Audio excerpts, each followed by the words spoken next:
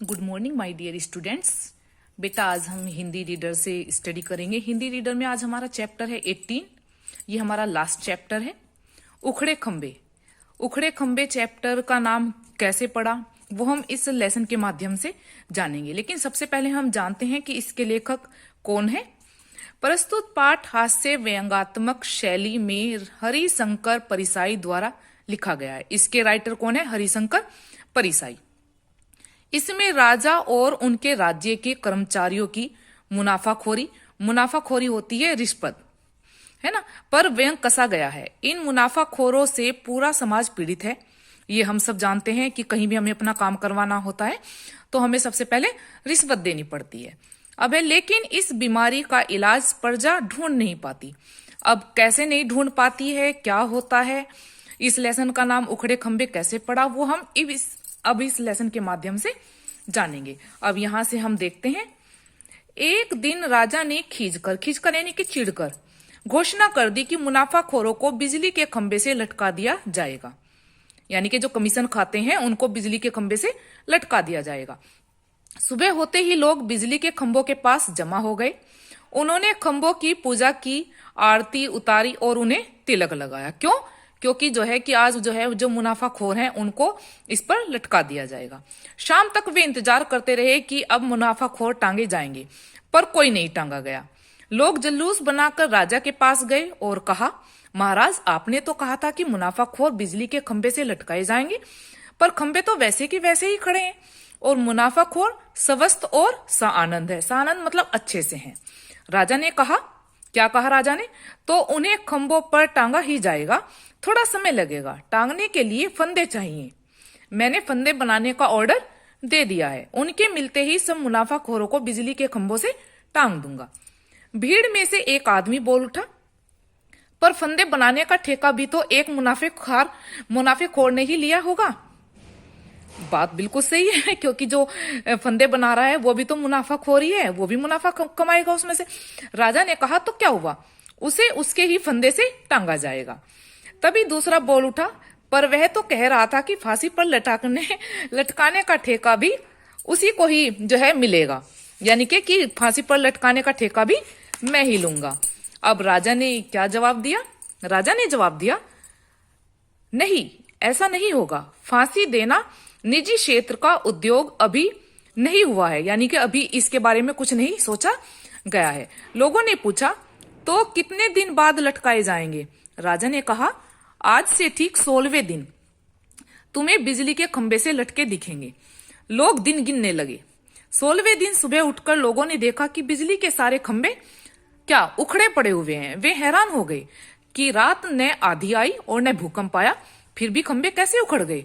उन्होंने खंबे के पास जो है एक मजदूर को देखा। उसने बताया कि मजदूरों से रात को ये खंबे उखड़वाए गए हैं। लोग उसे पकड़कर राजा के पास ले गए। उन्होंने शिकायत की, महाराज, आप मुनाफाखोरों को बिजली के खंबे से लटकाने वाले थे, पर रात में सब खंबे उखाड़ दिए गए। हम इस मजदूर को पकड़कर लाए हैं। यह कहता है कि रात को सब खंबे उखड़वाए गए हैं। अब राजा ने मजदूर से पूछा, क्यों रे, किसके हुक्म से तुमने खंबे उखाड़े? मजदूर ने कहा, सरकार, ओवरसियर साहब ने हुक्म दिया है। ओवरसियर होता है बेटा जो जूनियर इंजीनियर होता है। तब ओवरसियर को बुलाया गया। उसने राजा से कहा, क्यों जी, तुम्हें मालूम है मैंने आज मुनाफाखोरों को बिजली के खंबे से लटकाने की घोषणा की थी। उसने कहा, जी सरकार। फिर तुमने रातों रात खंबे क्यों उखड़वा दिए? सरकार, इंजीनियर साहब ने कल शाम हुक्म दिया था। कौन बोला? ये जूनियर इंजीनियर बोला कि रात में सारे खंबे उखाड़ दिए जाएंगे। अब इंजीनियर को बुलाया गया।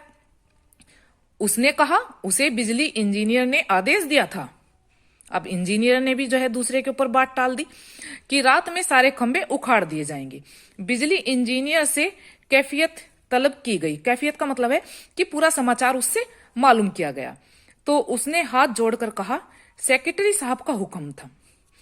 विभागीय सेक्रेटरी ने राजा से पूछा, खंबे उखाड़ने का हुक्म तुम्हें किसने दिया था या किससे मिला था? सेक्रेटरी ने स्वीकार किया, जी सरकार। राजा ने कहा, क्या कहा राजा ने? यह जानते हुए भी कि आज मैं इन खंभों का उपयोग मुनाफाखोरों को लटकाने के लिए करने वाला हूं, तुमने ऐसा दुस्साहस क्यों किया? सेक्रेटरी ने कहा, साहब पूरे शहर की सुरक्षा का सवाल था। अगर रात को खंबे ने हटाए दिए जाते तो आज पूरा शहर नष्ट हो जाता। अब राजा चौंक गया। राजा ने पूछा, यह तुमने कैसे जाना? किसने तुम्हें बताया? सेक्रेटरी ने कहा, मुझे विशेषज्ञ ने सलाह दी थी। एक के बाद एक सबका नाम आता चला गया यहाँ पर। अब क्या सलाह दी थी कि यदि शहर को बचाना चाहते हो तो सुबह होने से पहले खंभों को उखड़वा दो। अब ये किसने कहा? विशेषज्ञ ने कहा।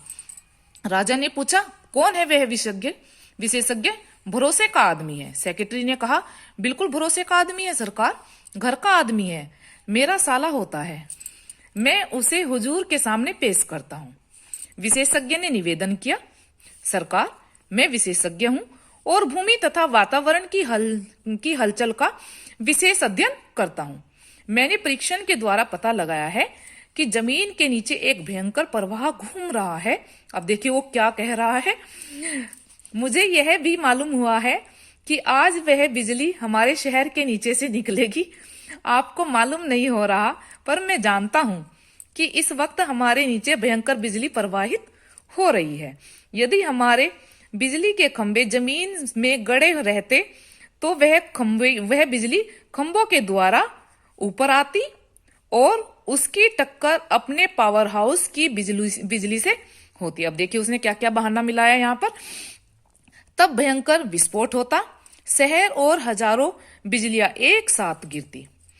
तब न एक प्राणी जीवित रह बचता और न एक भी इमारत खड़ी रहती। यानी कि बिजली के करंट से सब कुछ तबाह हो जाता यदि जो है खंभे जमीन में गड़े रहते।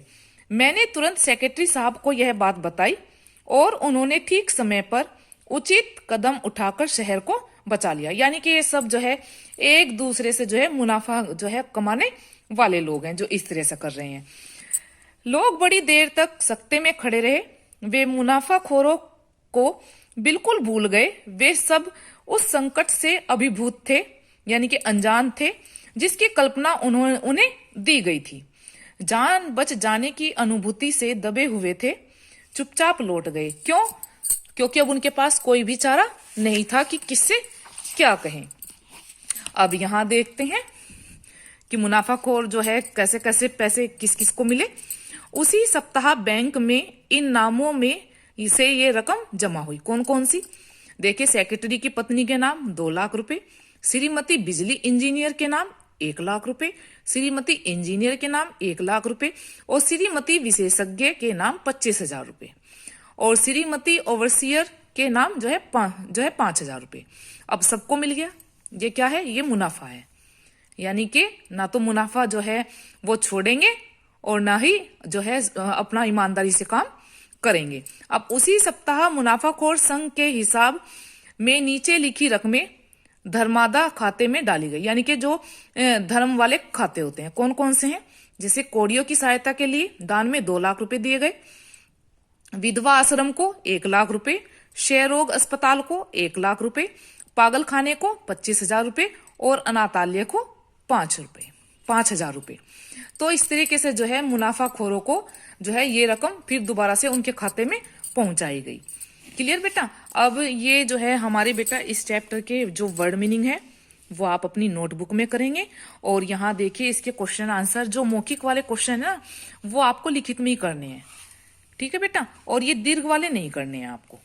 और फिर नीचे जो है हमारे इसके बहुविकल्पीय क्वेश्चन है, उसके बाद हम ये सब करेंगे। अब देखिए इसके क्वेश्चन नंबर जो है बेटा मैंने यहाँ किए हुए हैं। ये देखिए, उखड़े खंबे।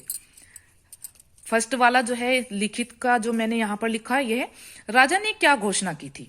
राजा ने यह घोषणा की थी कि मुनाफाखोरों को बिजली के खंभों पर लटका दिया जाएगा। क्वेश्चन नंबर 2, सुबह लोग कहाँ एकत्र हुए? सुबह लोग बिजली के खंभों के पास एकत्र हुए। क्वेश्चन नंबर 3, राजा मुनाफाखोरों को खंबे से लटकाने के लिए किसका इंतजार कर रहा था? राजा मुनाफाखोरों को खंबे से लटकाने के लिए फंदों का इंतजार कर रहा था। मुनाफाखोरों को कितने दिन बाद लटकाने की घोषणा हुई? मुनाफाखोरों को 16 दिन बाद लटकाने की घोषणा हुई। क्वेश्चन नंबर 5, बिजली इंजीनियर को किसने हुक्म दिया था? बिजली इंजीनियर को विशेषज्ञ ने हुक्म दिया था। क्वेश्चन नंबर 6, 16वें दिन की सुबह लोगों ने क्या देखा? 16वें दिन की सुबह लोगों ने देखा कि सभी खंबे उखड़े पड़े हैं। क्वेश्चन नंबर 7, लोग किसे पकड़कर राजा के पास ले गए? लोग मजदूर को पकड़कर राजा के पास ले गए। क्वेश्चन नंबर 8, किसने खंबे उखाड़ने की बात को स्वीकार किया? सेक्रेटरी ने खंबे उखाड़ने की बात को स्वीकारा। क्वेश्चन नंबर 9, सेक्रेटरी ने खंबे उखाड़ने के लिए क्या तर्क प्रस्तुत किया? उत्तर, सेक्रेटरी ने कहा, साहब पूरे शहर की सुरक्षा का सवाल था। अगर रात को खंबे न हटा लिए जाते तो आज पूरा शहर नष्ट हो जाता। क्लियर बेटा? इसके 9 क्वेश्चन है। अब ये आप पूरे क्वेश्चन अपनी नोटबुक में करेंगे और मैं नेक्स्ट क्लास में इसकी जो है पीडीएफ भी दूंगी वैसे आपको बना के। और इधर जो है बेटा जितने भी चैप्टर मैंने अब तक आपको कराए हैं ये सब जो है आपके जो है फाइनल टर्म के हैं, है ना। एक बार अब आप अपने वर्क से मैच कर लेना इसको। अब देखिए इसके बहुविकल्पीय क्वेश्चन कौन कौन से हैं। राजा किसके मिलने पर मुनाफाखोरों को बिजली के खंभे से लटकाएगा? फंदा मिलने पर। फांसी देना निजी क्षेत्र का उद्योग अभी नहीं हुआ है, किसने कहा? राजा ने। मजदूर को किसने खंबे उखाड़ने का हुक्म दिया?